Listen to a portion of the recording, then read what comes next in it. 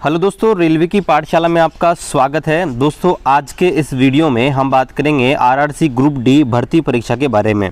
दोस्तों यहाँ पर आपके बहुत सारे कॉमन्स डाउट हैं जिनका यहाँ पर रिप्लाई देंगे ऑफिशियली कि आपका जो पेपर होने वाला है वो कितनी लैंग्वेजेस में होगा। जैसे आपको पता होगा कि भाई एग्ज़ाम कंडक्टिंग एजेंसी है वो यहाँ पर फाइनलाइज कर ली गई है, लेकिन दोस्तों फिलहाल ये मुझे भी पता नहीं है कि टीसीएस लेगी या कोई दूसरी कंपनी लेगी, लेकिन वो यहाँ पर फाइनलाइज हो चुकी है। और इसमें जो आपकी जो भी कंपनी है एग्ज़ाम लेने वाली, एग्ज़ाम कंडक्टिंग एजेंसी ईसी है, उसको दोस्तों स्पष्ट रूप से यहाँ पर बोल दिया गया है कि आप पिछले 2 साल में जो भी एग्ज़ाम है, जैसे एसएससी का हुआ, बैंक का हुआ, रेलवे का हुआ, उनसे डायरेक्ट क्वेश्चन यों के यों नहीं उठाएंगे। तो दोस्तों आप फिर ये सोच रहे होंगे इस तरह हम प्रीवियस ईयर क्वेश्चन की प्रैक्टिस क्यों करें, उसका भी रिप्लाई इसी वीडियो में दूंगा।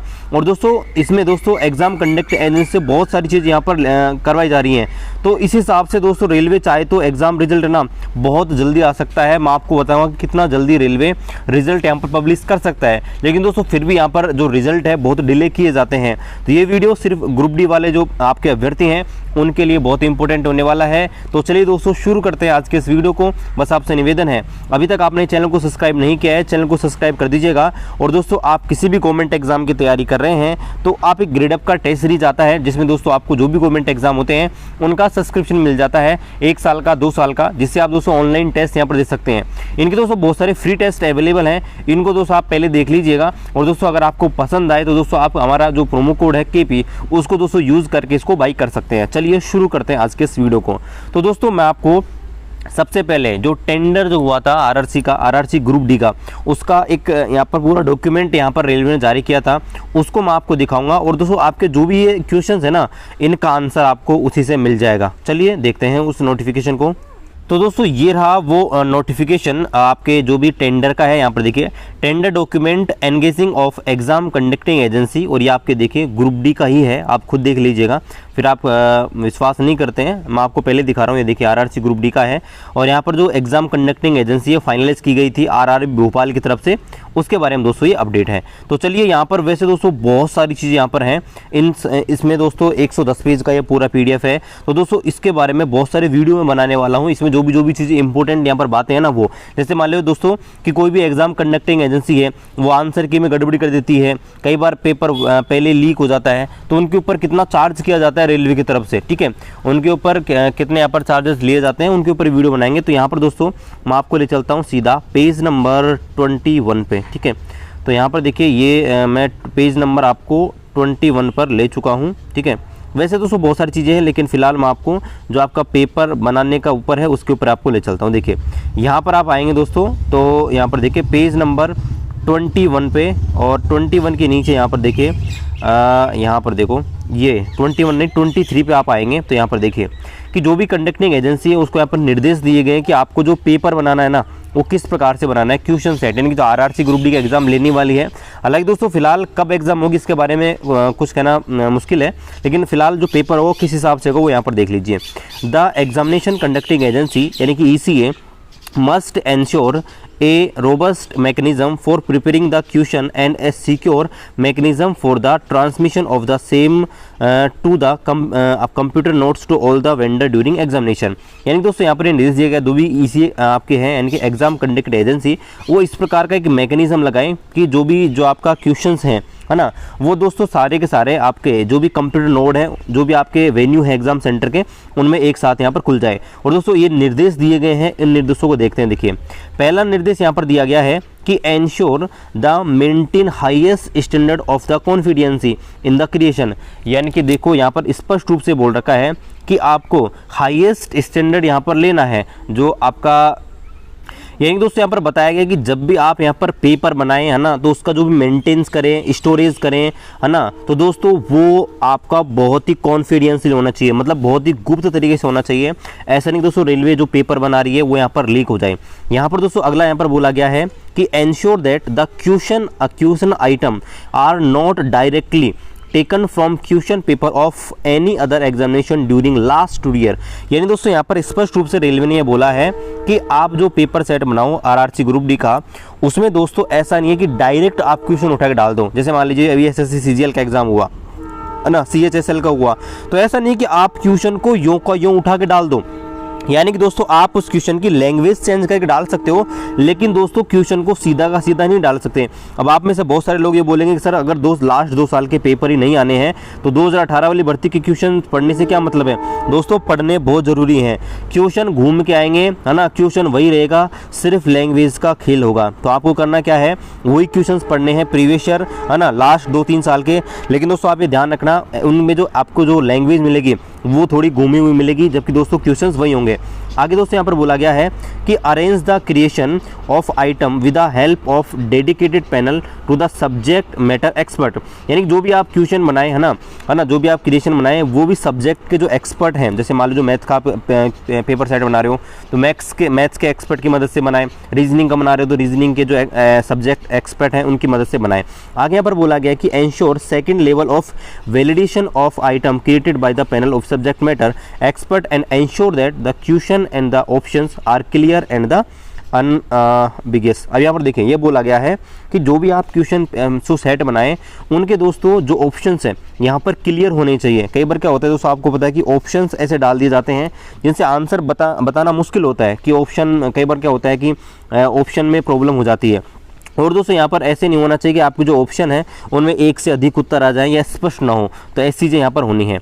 आगे यहाँ पर बोला गया है कि question would be created topic wise and subsequently the same would be capped. यहाँ पर बोला गया है कि आपको क्या करना है, जैसे तो जो भी क्वेश्चन बनाने हैं है ना, जैसे मान लो मैथ्स का पेपर बनाना है ना आपकी ग्रुप डी के लिए, तो मैथ्स का मान लीजिए कोई टॉपिक है परसेंटेज, तो परसेंटेज को मान लो कि 100 शिफ्ट में एग्जाम होने वाला है, तो मान लो कि एक शिफ्ट में 1% का एक क्वेश्चन देना है, तो आपको 100 क्वेश्चन बनाने हैं एक टॉपिक के। तो इस प्रकार से आपको जो भी क्वेश्चन बनाए वो टॉपिक वाइज बनाने हैं।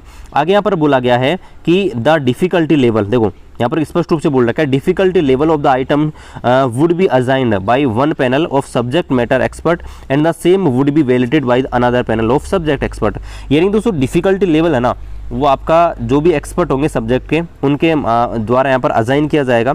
तो आपको ये ध्यान रखना है कि जो भी लेवल हो डिफ़िकल्टी का वो यहाँ पर सेम होना चाहिए, ज़्यादा डिफरेंट यहाँ पर नहीं होना चाहिए। और कम से कम जो आपके पैनल हैं जो भी सब्जेक्ट एक्सपर्ट के, उनके माध्यम से दोस्तों यहाँ पर आपको क्या करना है, इनके जो क्वेश्चंस हैं उनको वैलिडेट करवाने हैं।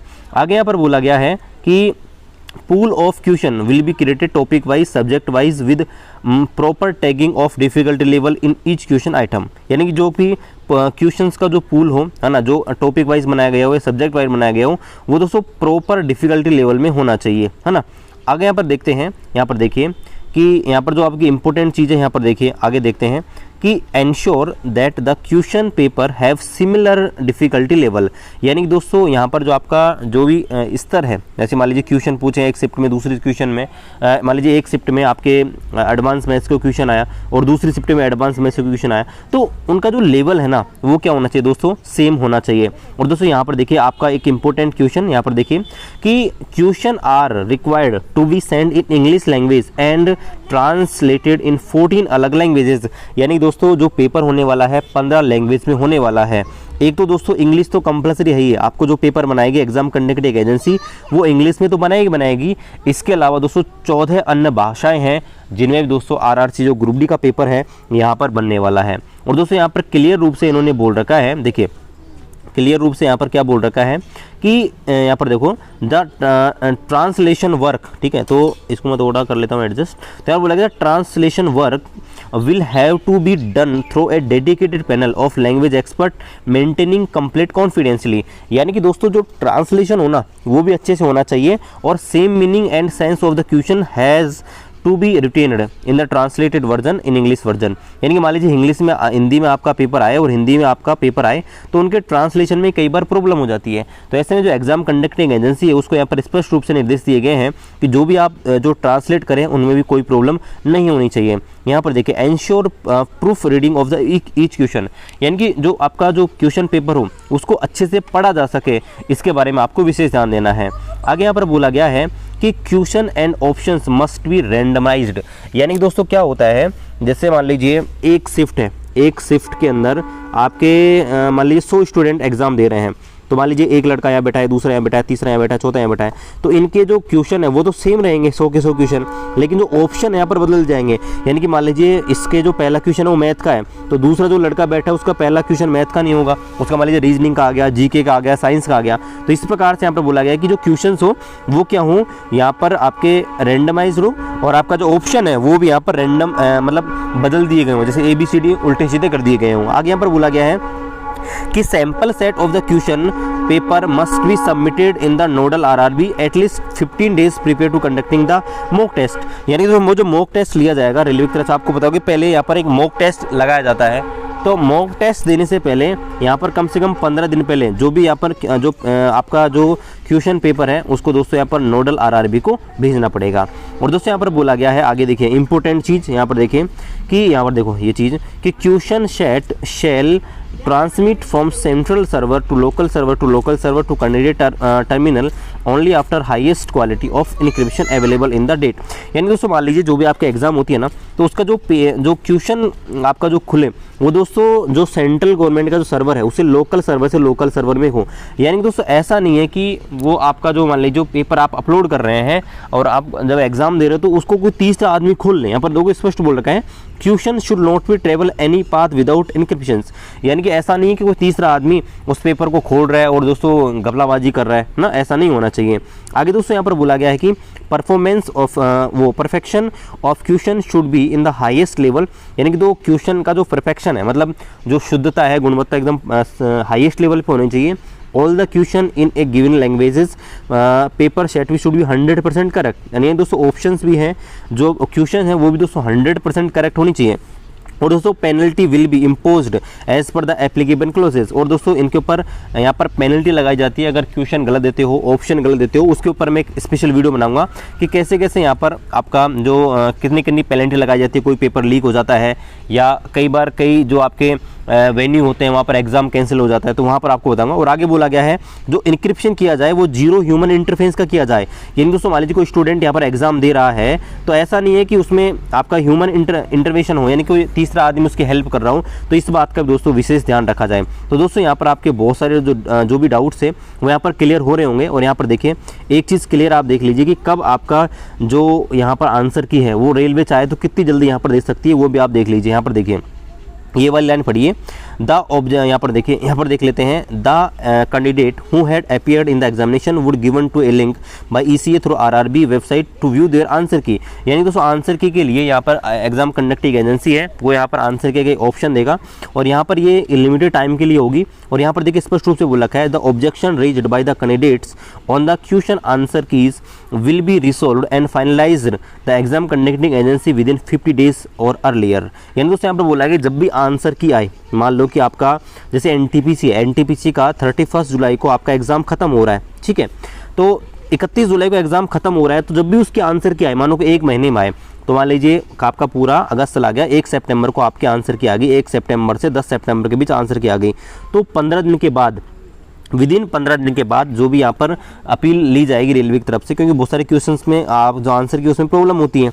तो मान लीजिए 10 सितंबर तक आपका जो पेपर है वो दिखाया गया, आपको आंसर की दिखाई गई और फिर आपको 10 दिन के लिए ऑप्शन दे दिया गया 20 सितंबर तक यहाँ पे अपील दर्ज कर सकते हो और जो भी क्वेश्चंस गलत हुए उनको सही कर सकते हो। तो यहाँ पर 20 सितंबर के 15 दिन के बाद दोस्तों आपको करना पड़ेगा, 15 दिन के अंदर अंदर जो भी यहाँ पर क्वेश्चन होंगे उनको देखना पड़ेगा और एक रिवाइज आंसर की यहाँ पर देनी होगी। और दोस्तों मान लीजिए 15 दिन इसमें ऐड करते हैं तो ये आपका हो गया 5 अक्टूबर, ठीक है। तो इस हिसाब से आप आगे देखिए और यहाँ पर देखिए ये यहाँ पर स्पष्ट रूप से यहाँ पर बोल रखा है, देखिए ECA will have to prepare the result of the each RRB as per the approved merit list protocol document within 10 days. और यहाँ पर देखो यहाँ पर स्पष्ट रूप से बोल रखा है examination conducting agency will provide the score of the candidate within 10 days of the finalise of the answer key. यानी जब भी आंसर की फाइनल हो जाए, जब भी अपील आप दर्ज करके वापस दोबारा से जो रिवाइज आंसर की है वो डाल दें तो उसके मात्र 10 दिन के बाद दोस्तों आपको जो फाइनल स्कोर है यहाँ पर दिखाना होगा। और क्लियर दोस्तों यहाँ पर बोल रखा है देखो कि जो फाइनल रिजल्ट है यहाँ पर दिखाया जाएगा और ये आपका नॉर्मलाइजेशन स्कोर होगा। इस हिसाब से आप मान के चलिए अगर रेलवे चाहे तो दोस्तों कितने दिन में आपका रिजल्ट यहाँ पर घोषित कर सकती है। देखिए 15 दिन तो आपका आंसर की में अपील करने का और उसको रिजोल्व करने का और उसके मात्र 10 दिन बाद रिजल्ट यहाँ पर निकालने का। लेकिन दोस्तों आप जानते हो हकीकत क्या है कि 5-6 महीने लग जाते हैं और रिजल्ट यहाँ पर नहीं आता है। और इसका जीता जागता उदाहरण आप देख सकते हैं, मिनिस्ट्रियल एंड आइसोलेटेड कैटेगरी, उसकी दोस्तों एग्ज़ाम आपके दिसंबर में हो चुकी है ना। और दोस्तों अब तक उसका यहाँ पर रिज़ल्ट यहाँ पर नहीं आया है। 7 महीने आपके जा चुके हैं, 7 महीने, और दोस्तों 8वां महीना आपका चालू हो जाएगा, तो 7 महीने ख़त्म हो चुके हैं, अब तक आपका दोस्तों एग्ज़ाम का रिज़ल्ट है यहाँ पर नहीं आया है। तो दोस्तों यहाँ पर आशा करते हैं आपको यहाँ पर ये वीडियो है पसंद आया होगा। और दोस्तों एक और वीडियो आएगा जिसमें आपको बताएंगे कि कोई भी आपका जो एग्ज़ाम कंडक्टिंग एजेंसी है, ईसी है, कोई भी गलती कर देती है, आंसर की में गलती कर देती है, रिजल्ट में कोई गलती कर देती है, अगर पेपर यहाँ पर वायरल हो जाता है, लीक हो जाता है, या कोई भी सेंटर है वहाँ पर एग्ज़ाम प्रॉपरली नहीं होता है, उसको यहाँ पर रिजेक्ट करना पड़ता है, तो वहाँ पर दोस्तों कितनी पेनल्टी उसके ऊपर इम्पोज की जाती है, कितनी पेनल्टी यहाँ पर ली जाती है, उसके बारे में वीडियो आएगा। चलिए मिलते हैं आपसे अगली वीडियो में, तब तक खुश रहिए, मिलते हैं अगली वीडियो में। जय हिंद, वंदे मातरम।